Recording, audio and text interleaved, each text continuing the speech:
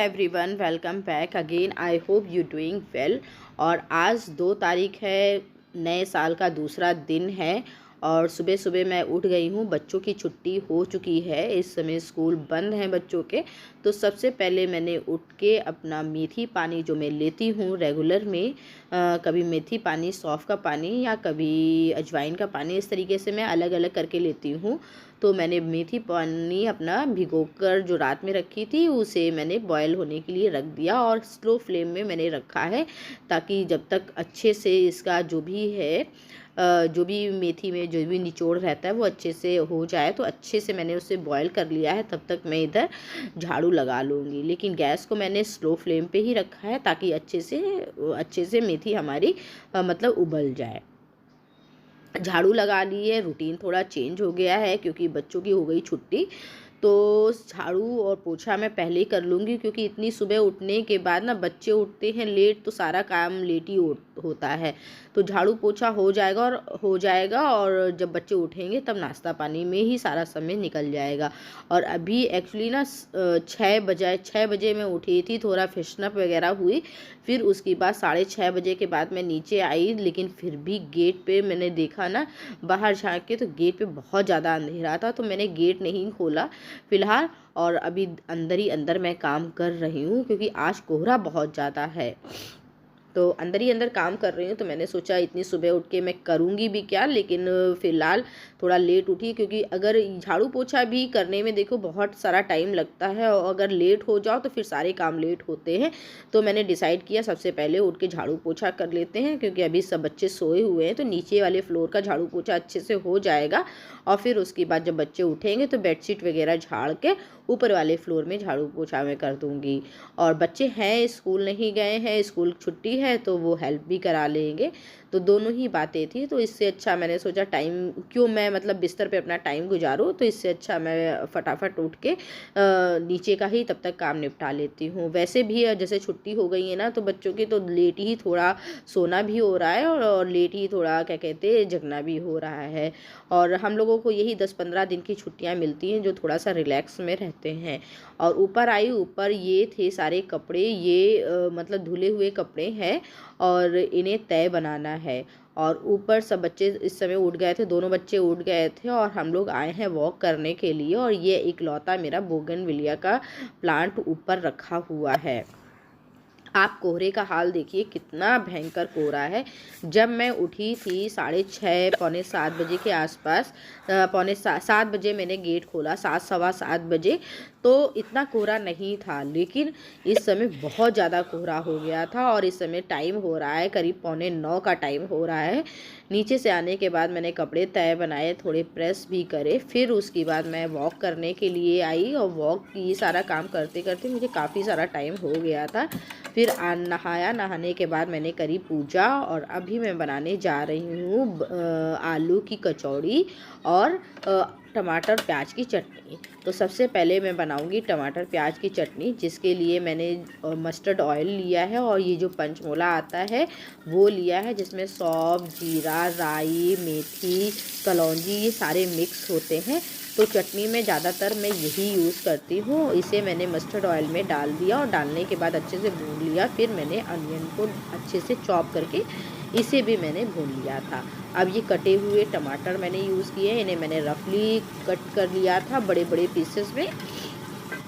तो ये और फिर उसके बाद नमक डालकर इसमें थोड़ा सा काली मिर्च, चिली फ्लेक्स और धनिया जीरा का पाउडर, हींग, ये सारा चीज़ें मैं डालकर इसे पकने के लिए छोड़ दूँगी। और ये चटनी बहुत अच्छी लगती है आलू के पराठे और आलू की कचौड़ी के साथ। ये चटनी बहुत ही अच्छा इसका स्वाद आता है।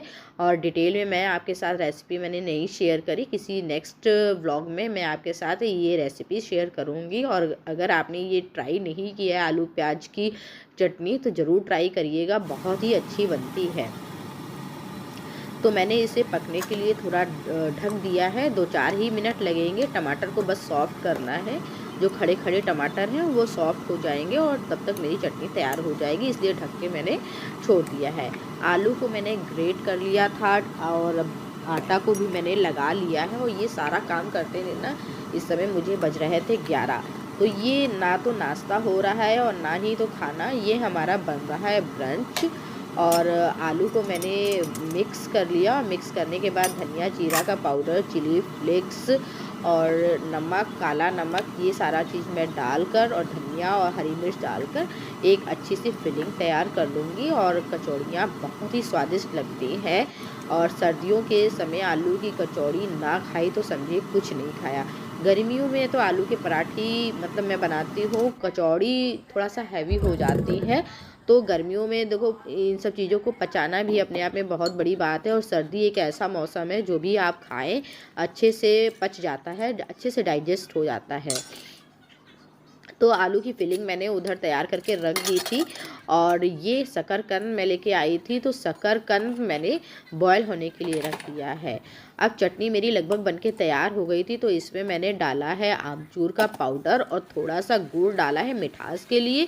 हरी धनिया से इसको हरी धनिया डालकर इसको अच्छे से मिक्स कर दूंगी।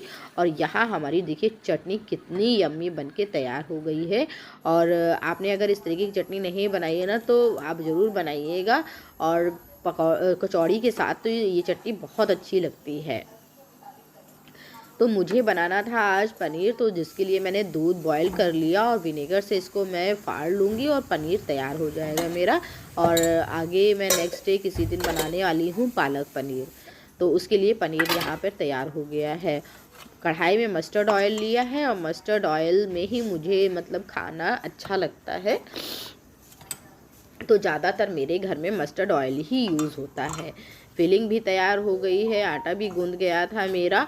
और यहाँ पर मैं लोइयाँ काट रही हूँ और एक एक करके फिलिंग मैं इनमें भर लूँगी। सारी लोइयाँ जब तैयार हो जाएंगी तब मैं कचौड़ियाँ निकालना स्टार्ट करूँगी। और अभी मैंने बिल्कुल लो फ्लेम में कढ़ाई को चढ़ा रखा है।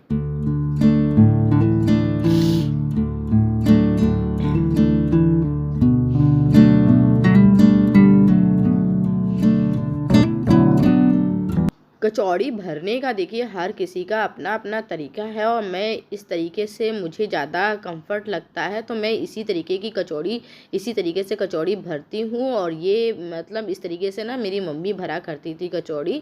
और बहुत से लोग लोई को बेल लेते हैं फिर उसके बाद फिलिंग भरते हैं। तो देखिए सबका अपना अपना तरीका है और मुझे ये तरीका बहुत बेस्ट लगता है। तो यहाँ मेरी सारी लोइयाँ तैयार हो गई थी, बस कढ़ाई भी हो गई थी गर्मा गर्म। मतलब मैं कचौड़ियाँ निकालूंगी और फटाफट एक एक करके बेल लूँगी। और कचौड़ी बेलने में देखिए बिल्कुल भी टाइम नहीं लगता है, फटाफट बेल जाती हैं। और बच्चे भी नहा धो के रेडी हो गए थे, पूजा कर ली थी उन्होंने। और अभी मैं बना रही हूँ गर्मा गर्म, अभी ये खाएंगे कचौड़ी। और कचौड़ी मतलब अभी समझिए 11 साढ़े 11 का टाइम हो गया है। तो ये ना तो हमारा नाश्ता रहा और ना ही तो मतलब लंच, और ये रह गया बीच का हमारा ब्रंच। तो सर्दियों में बच्चों की जब छुट्टी होती है ना, तो इस तरीके का एक मतलब दिन इसी तरीके के गुजरते हैं। और सबके घर में ऑलमोस्ट होते होंगे, क्योंकि हम लोग भी थोड़ा बहुत लेज़ी हो जाते हैं जब देखते हैं कि बच्चों की छुट्टी है, स्कूल नहीं जाना है। तो थोड़ा बहुत लेज़ी हो जाते हैं और हम लोग भी थोड़ा लेट उठते हैं। और आज सर्दी इतनी थी, यकीन मानिए बहुत ज़्यादा गलन थी, बिल्कुल भी बिस्तर से निकलने का बिल्कुल मन नहीं कर रहा था। तो मैंने यहाँ पर सबको फटाफट गर्मा गर्म कचौड़ियाँ खिलाई और चटनी सब मतलब सबको बहुत अच्छी लगी। मेरे घर में ये आलू टमाटर की चटनी, सॉरी प्याज टमाटर की चटनी बहुत मज़े से खाई जाती। तो कुछ इस तरीके से हमारा बीता नया साल का दूसरा दिन। और आशा करती हूँ सारे दिन बहुत हंसी खुशी जाएं। और आप सबको अगेन हैप्पी न्यू ईयर। और इसी के साथ ब्लॉग को एंड करती हूँ, मिलूँगी नेक्स्ट ब्लॉग में। तब तक के लिए till then take care, bye bye.